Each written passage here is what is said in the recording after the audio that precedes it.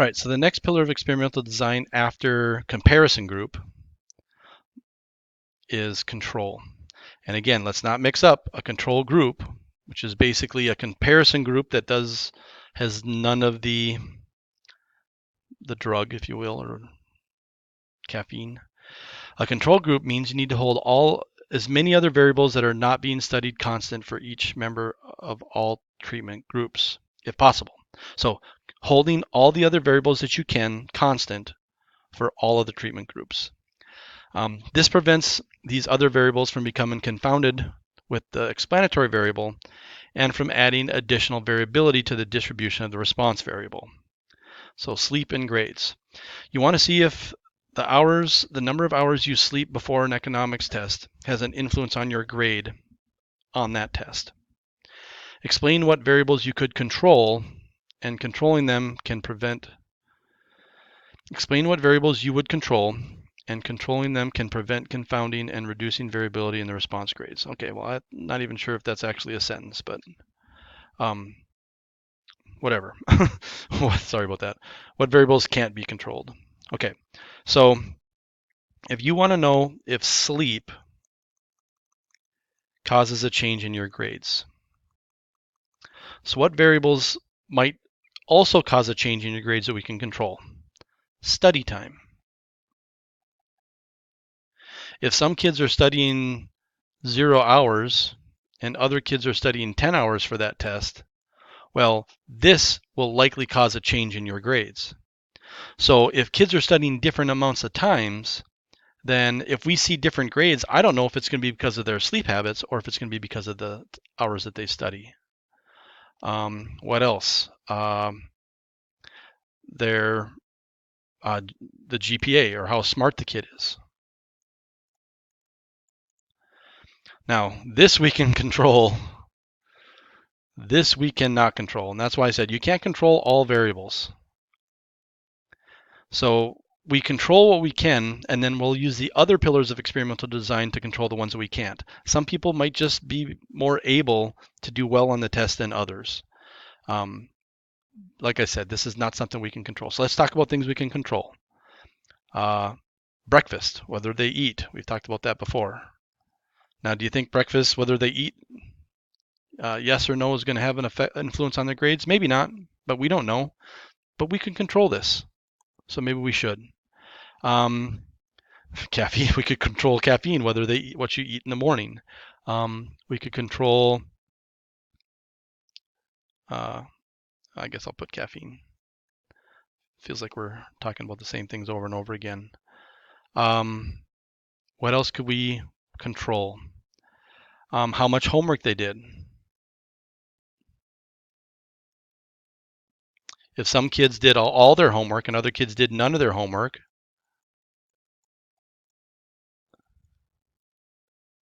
that's going to cause some variability. Some kids are working harder. That kind of goes along with the study time a little bit, right?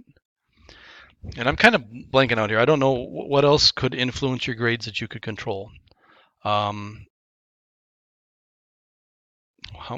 Yeah, I don't know. Anything else? What time of the day you take the class, when you take it. If some kids have to take it in the morning and they're tired versus other kids got to take it in the afternoon after lunch, maybe that will influence. If they have different teachers, I think you could brainstorm and come up with a lot of different things. Whether you're a guy or a girl.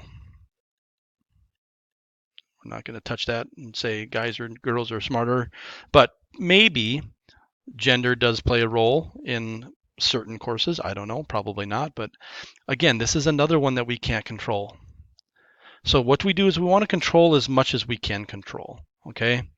That way, if you can control how much people study and how much homework they did and when they take the test and if they have different teachers and if they had breakfast and if they had caffeine and maybe even control a bunch of other things that may or may not influence your grade, if you can control those things, then we're more likely to see if sleep actually causes a change in the grades because we can eliminate all of these other variables.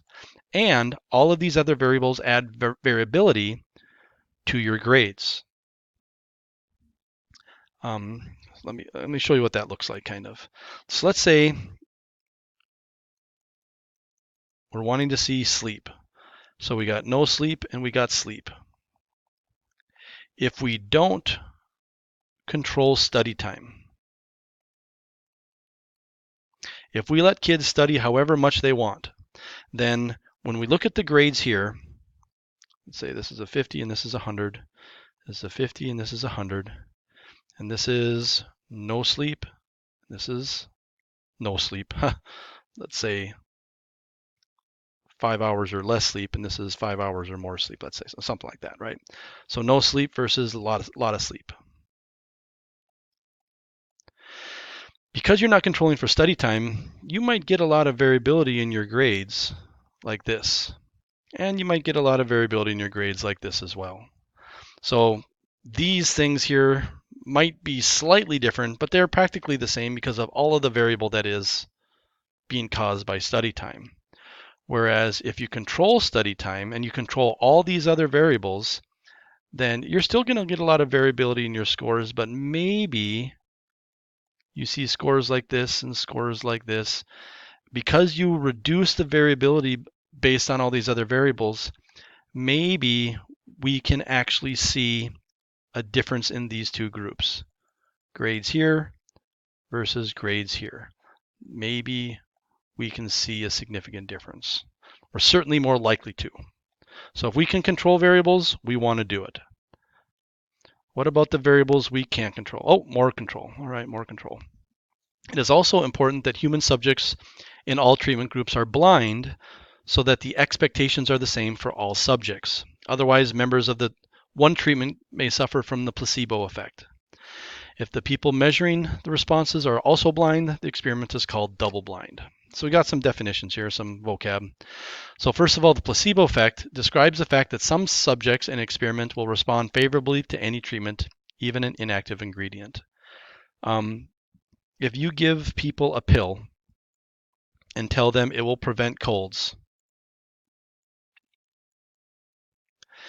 it may seem hard to believe, but just the fact that you give them a pill and you tell them it's supposed to prevent colds, that pill will actually go quite a long ways in preventing a cold because they think it's supposed to. Just because you're,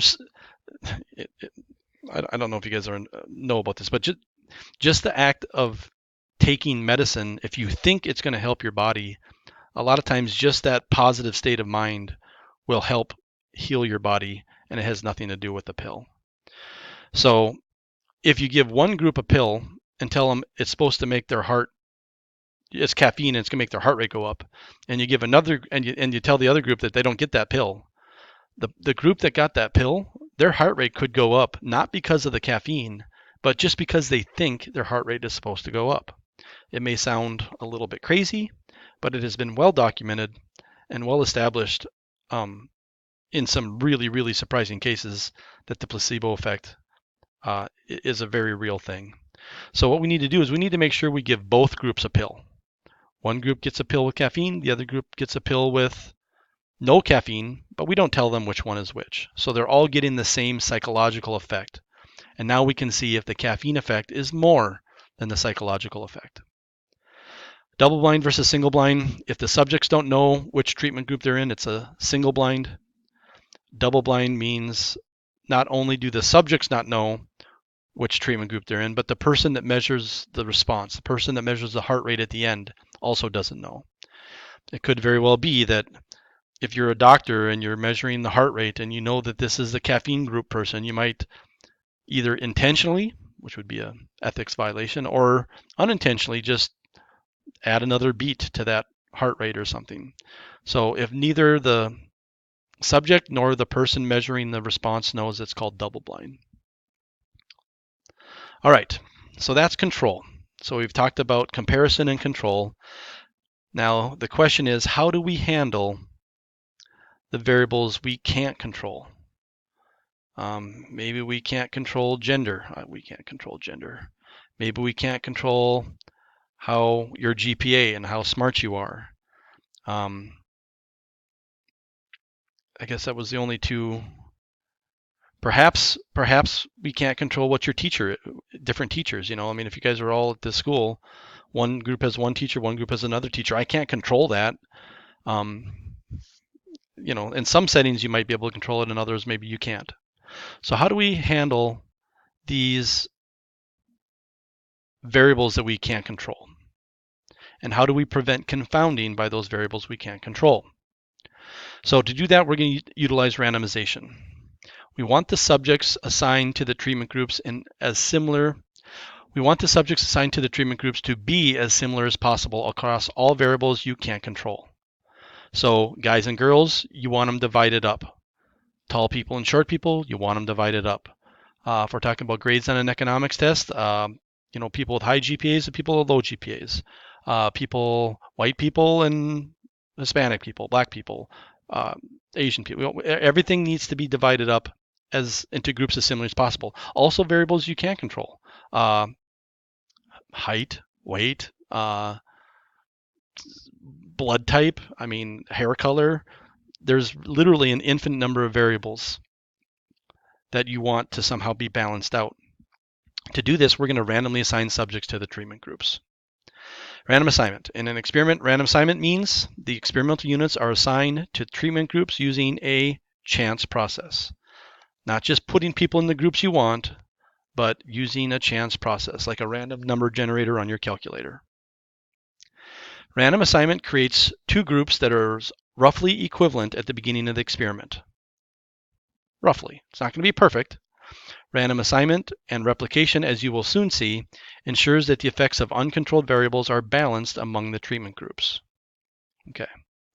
We're going to talk about this a little bit later because you really need random assignment in conjunction with replication, which we haven't talked about yet. And we'll talk about that here in a bit.